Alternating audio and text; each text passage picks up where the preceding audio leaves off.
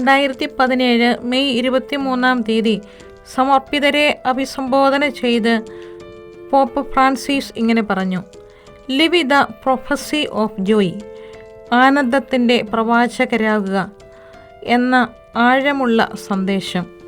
2021 July 16 illumination എന്ന magazine നടത്തിയ nun study അനുസരിച്ച് സിസ്റ്റേഴ്സിന് ദീർഘായുസ്സും അൽഷിമേഴ്സ് പോലുള്ള അസുഖങ്ങൾക്കെതിരെയുള്ള രോഗപ്രതിരോധ ശേഷിയും കൂടുതലാണെന്ന കണ്ടെത്തലുകളുണ്ട്.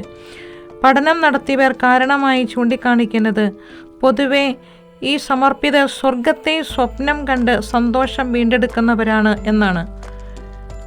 C.S. ലൂയിസ് തൻ്റെ സഹോദരൻ രോഗാതുരനായി കോൺവെന്റ് കെട്ടിടത്തിൽ താമസിച്ചതിനെക്കുറിച്ച് ഇങ്ങനെ കുറിച്ചു: ദൈവത്തിന് നന്ദി, എൻ്റെ സഹോദരൻ ലോകത്തിലെ ഏറ്റവും സന്തോഷമുള്ള ആളുകളുടെ കൂടാരത്തിലാണ്.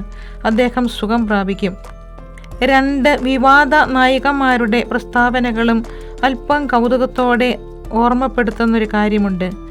മെർലിൻ മൺറോ എന്ന ഹോളിവുഡ് സൂപ്പർ സ്റ്റാർ ഒരുപാട് വിവാദ പ്രസ്താവനകൾക്കിടയിൽ നടത്തിയ നിഷ്കളങ്കമായ ഒരു നിരീക്ഷണമുണ്ട്: Catholic nuns are the most cheerful people I have ever found.